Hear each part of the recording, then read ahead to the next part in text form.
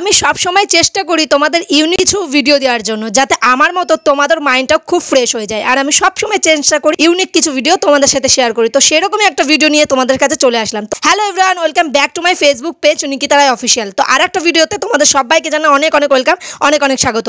আর এই দেখো গাড়ি দেখতে পাচ্ছ, অলরেডি উঠে পড়েছে। হ্যাঁ, কোথায় যাচ্ছি তোমরা কিন্তু এর আগে আমি তোমাদের ভিডিও দিয়েছিলাম, আর এই ভিডিওটা কিন্তু অনেক পুরনো ভিডিও, বাট তোমাদের দিতে একটু লেট হয়ে গেল।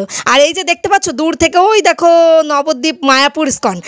তো দেখো এখন আমরা চলে এসেছি। আর এই যে বাক্কাদি নিয়ে দেখতে পাচ্ছ, এইগুলো দেখে নিশ্চয়ই তোমাদের মনে অনেক প্রশ্ন আসছে যে এগুলো কোথায় যাচ্ছে। হ্যাঁ, অনেকেই বুঝতে পেরেছো আর অনেকে বুঝতে পারেনি। হ্যাঁ, আমরা এসেছি এখন তারকেশ্বর যাবো জল ঢালতে। তো তার জন্য আমরা এখন চলে, আর শেওড়াফুলিতে প্রথমে আমরা এখানে স্নান করব। স্নান করার আগে আমাদের রান্না হবে হব্বিসি।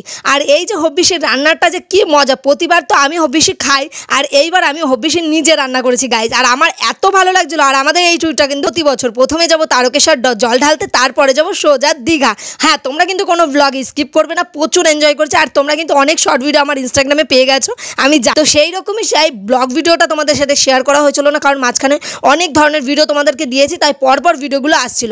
আর এখন এই দেখো চলে এসেছি শেওড়াফুলি। আর ভিড়টা দেখেছো, মানে দর্শনার্থীদের ভিড়টা জাস্ট দেখো। আর এই মুহূর্তে কিন্তু প্রচুর পরিমাণে ভিড় হয় গাইস, কারণ এই বৈশাখ মাসে প্রতিটা মানুষই কিন্তু এই শেওড়াফুলি গিয়ে স্নান করে কিন্তু তারকেশ্বর বাবার মাথায় জল ঢালে। আমিও কিন্তু গেছি। আর আমার ভগবান জানি না কেন, শিব ঠাকুরের মহিমা কেন আমার উপরে এত দৃষ্টি আকর্ষণ করে আমি বুঝতে পারি না। উনি কিন্তু প্রতিবার আমাকে টেনে নিয়ে যায়, যে কোনো কারণই হোক।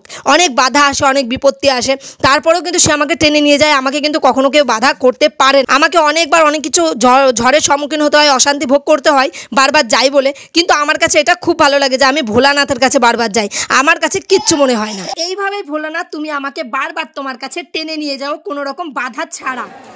হ্যালো গাইস, আমাদের এখন হব্বিসি রান্না হচ্ছে। এখন আতপ চালের ভাত হচ্ছে, এইগুলো খাবো, তারপরে গঙ্গায় স্নান করতে যাবো। আর এইবার ডিপার্টমেন্ট আমার আমার আমার প্রতিবার আমি খাই, আর এবার কাকা ডিপার্টমেন্ট আমাকে দিয়ে দিয়েছে, রান্নার ডিপার্টমেন্ট। ওইদিকে আর একটা হচ্ছে।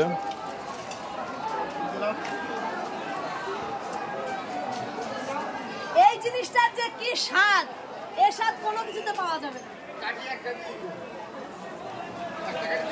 হ্যাঁ,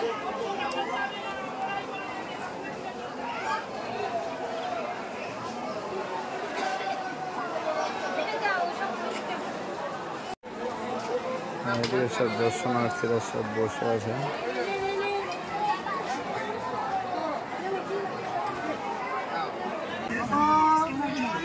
আর আমাদের হব্বিসি রান্না হয়ে গেছে, এখন আমরা হব্বিসি খাচ্ছি। কি টেস্টফুল যে খাবারটা, দেখাও দেখাও।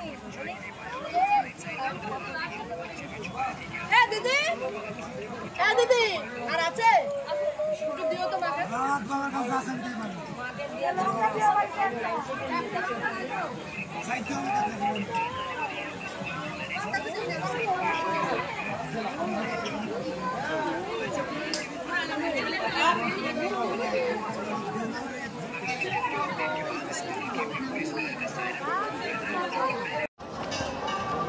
এখন বাজে হচ্ছে 12:30, আর আমরা এখন হচ্ছে মারোয়ারি পট্টিতে, মানে অনেকে মিলে সবাই মিলে রেস্ট নিচ্ছি, কারণ ভোরবেলা বেরোতে হবে। 1 মিনিট দেখাচ্ছি তোমাদের। জাস্ট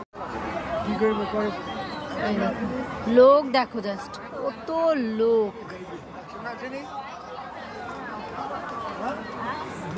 সবাই রেস্ট নিচ্ছে।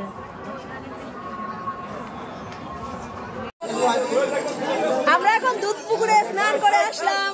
আর এই যে হাতে বাঘ আছে, এটা জল এখন ভোলানাথের মাথায় দেবো। প্রচুর লাইন, এই পুরো লাইনটা ক্রস করে যাবো আমরা জল ঢালতে। এখন কটা বাজে? এখন 5:30।